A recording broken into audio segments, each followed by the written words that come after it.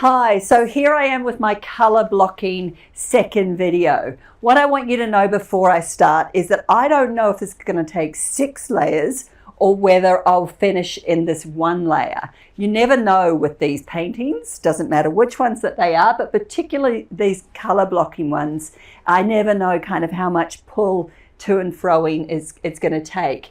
But what I want to tell you about is that I want to stand back and have a look at what I like, what is working. And I'm really enjoying, not surprisingly, the pinks and greens, but also really love the oranges. So what I want to start doing is kind of building up areas that are bigger. There's lots and lots of little kind of pockets of paint, which I love to start activating the painting itself. But now I want to really kind of expand on those, maybe with some transparent layers where a lot of these come together. And then I'll stand back and give it another look. I am really keen on my yellows right now, so I'm going to kind of pull out the yellows and then start deepening some of the other colors. So I've got like a red oxide and an Indian yellow, which I'm going to combine, and that's going to give me quite a bit of color. And I'm just going to start really getting it over a bigger area.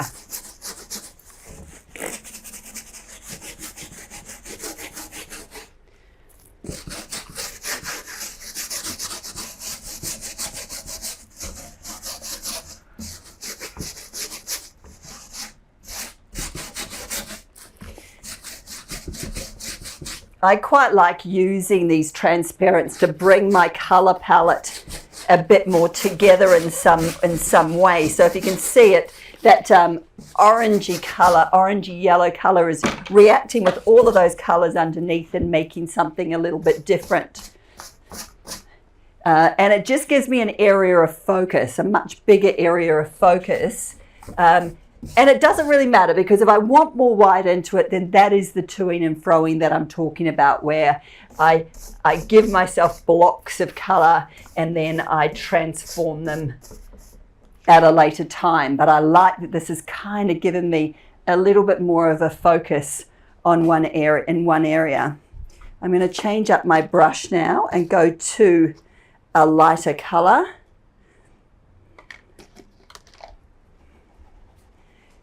And kind of do the same thing. I'm going to just give myself a little bit of bigger areas, but it's changing up where all the colors are mixing and matching.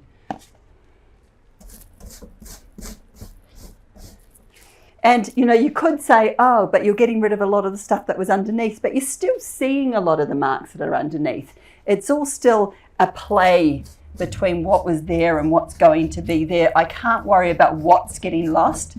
I see a lot of our artists really get stuck with losing areas in their painting that they love. I try not to really concentrate too much. Once I've looked at the painting and I know what I've got, I try not to focus too much on that. I try not to focus too much on what I love and what I don't want to lose.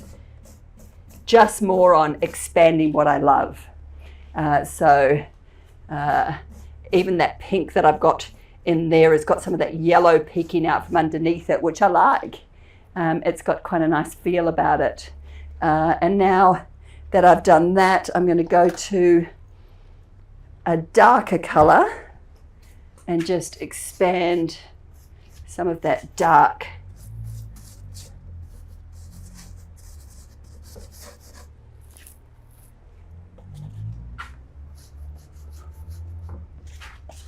And I want to start bringing in not so much just color blocks. I want those blocks to start kind of expanding into other marks to make the painting a little bit more interesting. I don't want it to just be blocks of color. I want them to start moving across the canvas in different ways. So that was just a pot that I had here of the Van Dyke brown. I'm going to start getting that a little bit more interesting by putting some blue and some crimson in there, or or quinacridone magenta, just to start getting a different, deeper dark that's got all blues, browns, and reds in it to make it a little bit more complex. Because they're all the colours I've kind of got on there. I may not have too much of the Payne's grey, but I think I did have that earlier. And see, it just makes it just that little bit more complex. It's got a little bit of the white on it, so it's interacting with the white. So I'll try and keep it aside from the areas that are wet. I want to start using my brushes in slightly different ways so that I am getting those different marks happening.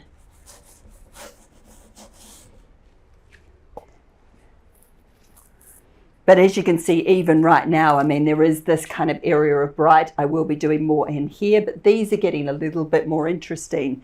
The dark areas are kind of drawing your eyes in different ways.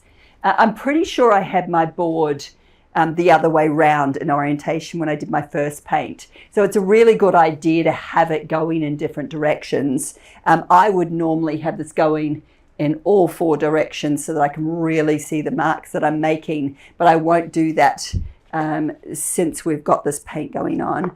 I'm going to get out a smaller brush to make some smaller marks onto the canvas, just again to make it a little bit more interesting. I don't want it to all just be straight color. I want it to also have some other sort of marks that are happening in there. So I'm going to start just putting little marks like that around to give it just that little bit more interest to some of these areas. And they integrate the areas together as well. Like some of the dark areas kind of then speak to some of the lighter areas in different ways. But I'm keeping them together, if you see. I'm not suddenly going out of the range. I am kind of keeping those areas, the dark areas, together. But they're connecting. So now you can sort of see how this is all speaking to each other, which is good. And then I might do something similar up here.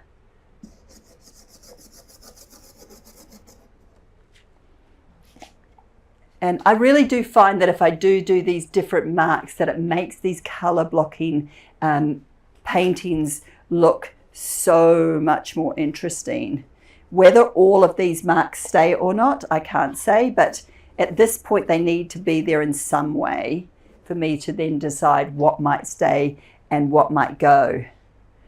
So already that's kind of looking interesting. I might just get some darker marks going up here.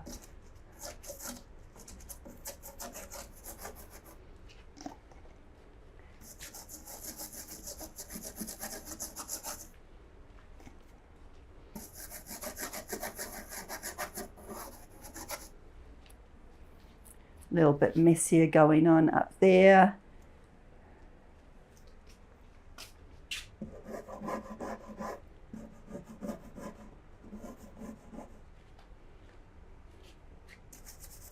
That might end up doing something else. I might even get the towel onto that. So I'm not quite sure I like that level of mess up in that corner, so I'm just going to turn it into something else, which is kind of nice because it gives this kind of grey-y colour going on there, which makes me think, oh, maybe I want that a bit more elsewhere, that blending that's going on there. Getting rid of some of the colour out of these areas.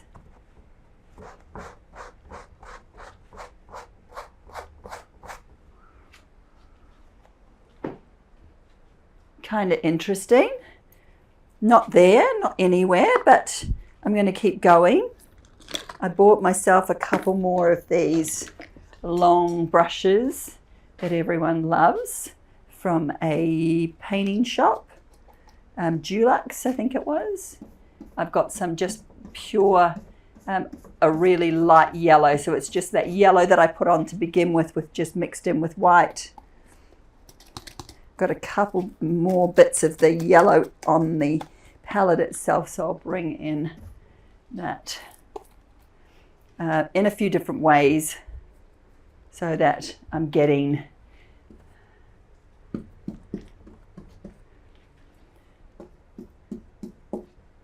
some of those marks, but not all of them. And it's adding this kind of slight more, it's not all, you know, like sometimes with color blocking, it all starts a little bit too same, and I want to start getting it a bit, the marks getting a bit different.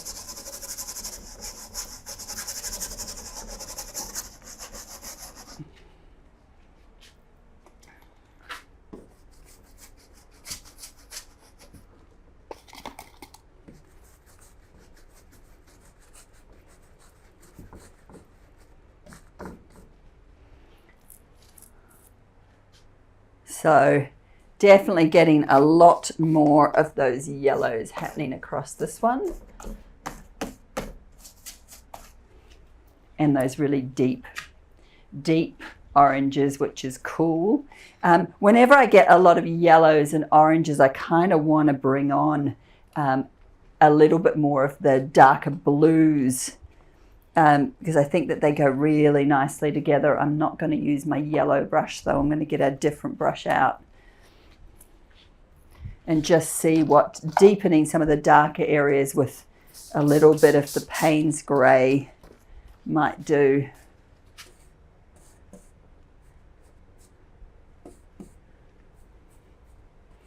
That was a bit silly of me. I went straight over a wet area. But we'll just assume it's going to end up in a happy accident.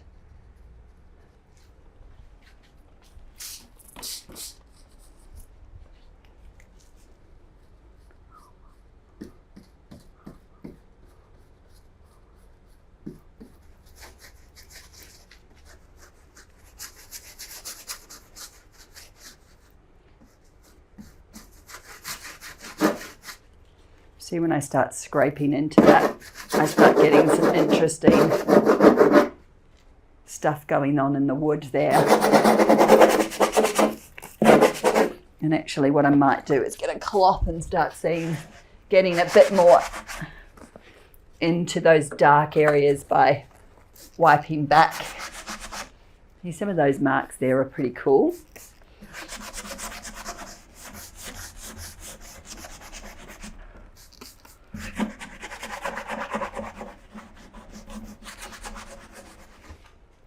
So remembering that sometimes it's about what we take off rather than what we put on. I might try it in some of these areas and see what I get. You just get those really cool scrapes. Can you see that? Some of them might be a bit too dry, but you can get kind of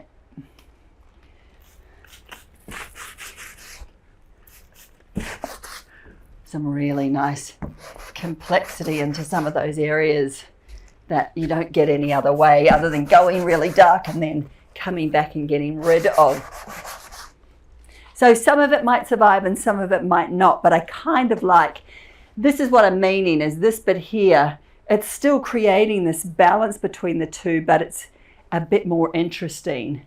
So this painting is nowhere near there yet, but I need to kind of get these areas that are another story level to know where I really want to take this painting. So I'm also going to get, I'm hoping this pencil's got some on it.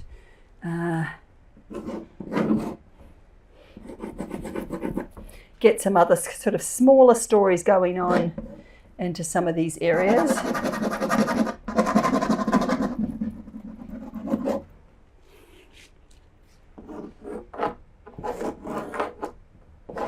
Just sometimes do some of the same marks, but with a different tool. That may or may not stay, but it just kind of creates more of a story.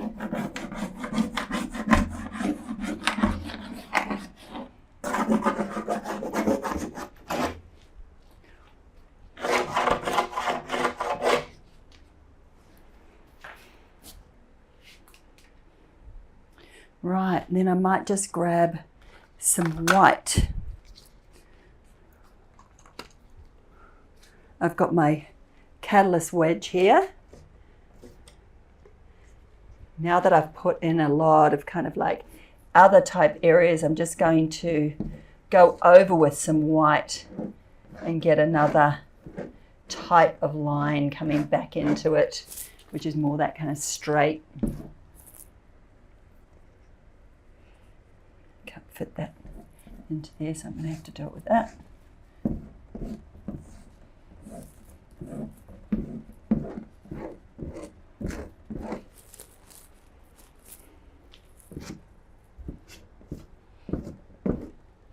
Do you see the way I to and fro? I mean, when you see the white, when it's dried, there's a lot of stuff underneath that's really subtle underneath that white that's going to start coming through.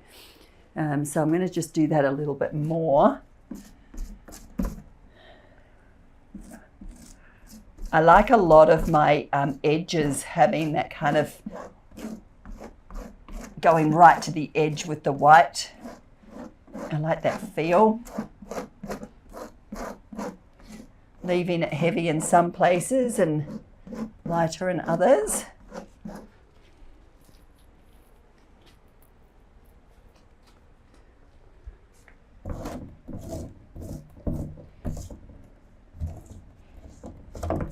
And I love when I'm working with these wedges that I can't get it too exact.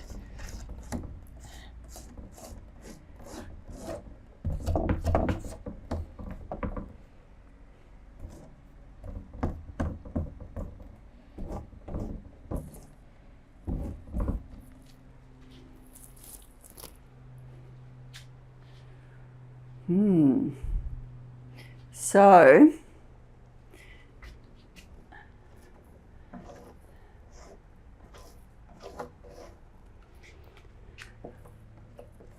this, I believe, is going to have to dry a little bit because I'm not going to get a really nice solid color in here with all of that happening underneath, but I can see that I want it to be a bit more solid just here.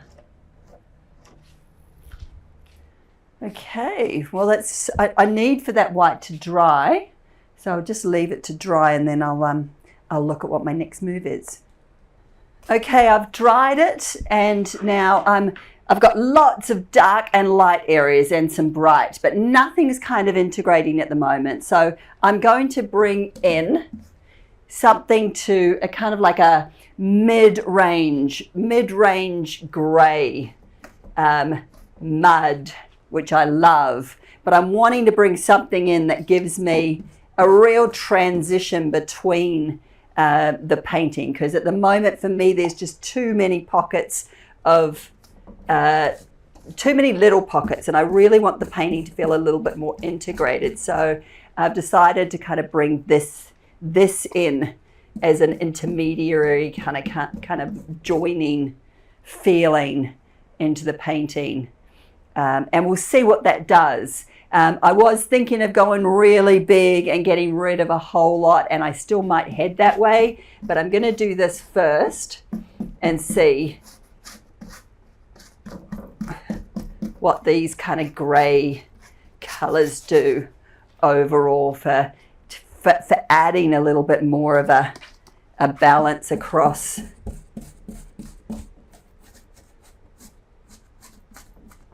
the painting and not being too exact about how I join them, because I'm wanting this to not be too pockety.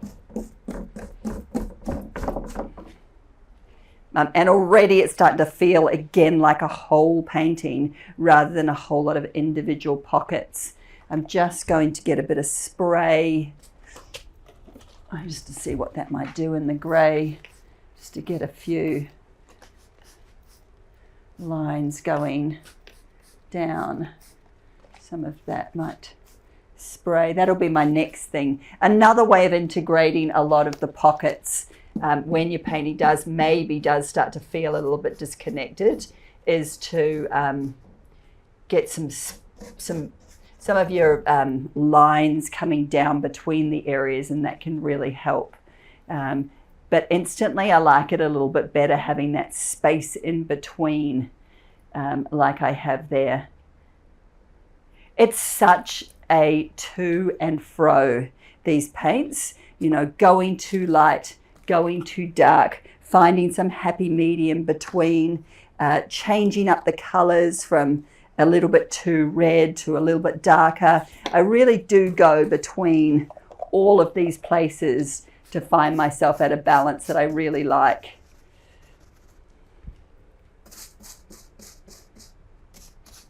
Not really too fussy about those marks there. So I'm just going to get a little bit more of this kind of area, something like I like, and then spray.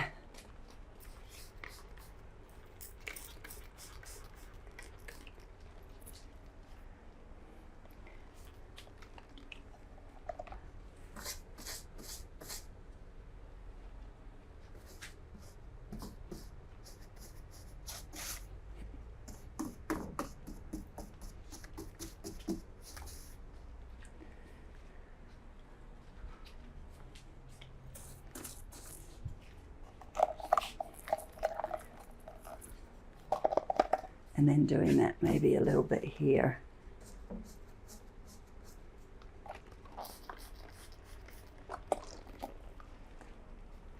I want to do something dramatic before I finish off this paint. I want to bring, now that I've kind of gone to those darks, I'm just going to darken that area a little bit now that I'm going to bring on something a lot brighter before I finish up with this layer, because I don't think I'm going to finish this painting in this layer, but I want to leave it in a space where I'm excited to come back. So I never want to leave it in a place that I'm unhappy. I want to leave it in a place that really speaks to me. So in order to do that, I need to dry it off and bring back something that lights me up, because right now, like, while I know there's a lot of good history there, it's kind of not lighting me up necessarily. So let me just dry this and I'll do something dramatic when we come back.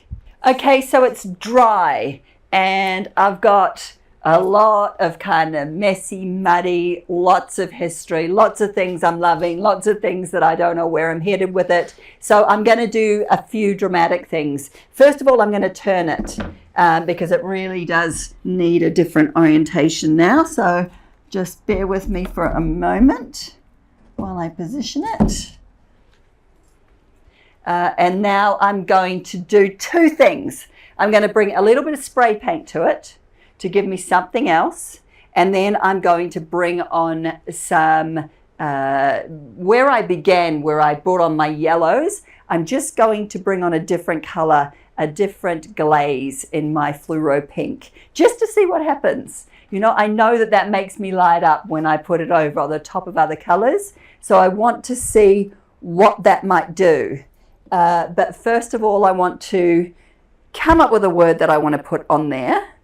I've got a few little sayings that I have written down as things that I kind of like. So I'm just going to get my can of spray and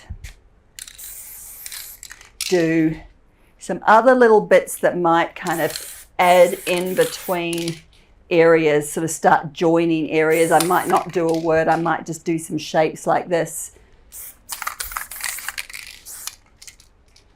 that just kind of give me a little bit more of a direction in that. And then I'm going to, as I said, I'm going to bring in some more fluoro as well, so it will go over some of the spray paint. But I wanted to give myself some areas that I'm enjoying before going any further.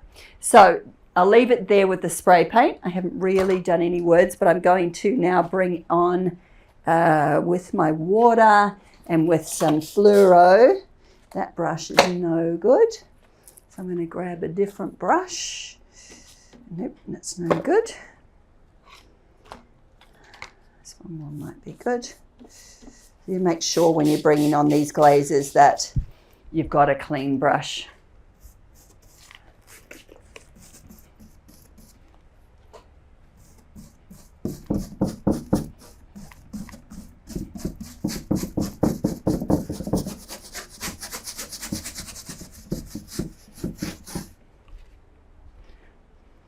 Now, as you can see, it's not making a huge amount of difference, but it's making just a little bit of a difference. Because as I said, I'm kind of wanting to, I'm at that point in the paint where I'm thinking, I'm not sure where I'm going, so I might want to just kind of like give myself a little bit of a break, but I want it to be somewhere that I'm excited before I finish. So when you're glazing, if you can see, it's just bringing some of the areas together. It's just popping some of them and helping them blend a bit more together. So it's just a way of bringing some clarity from the muddy areas to the light areas, because now you've got this other kind of element that's joining.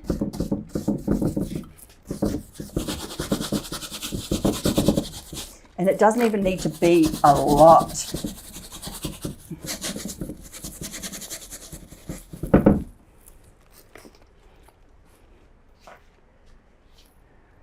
I just can see another little area I want to bring more into over here.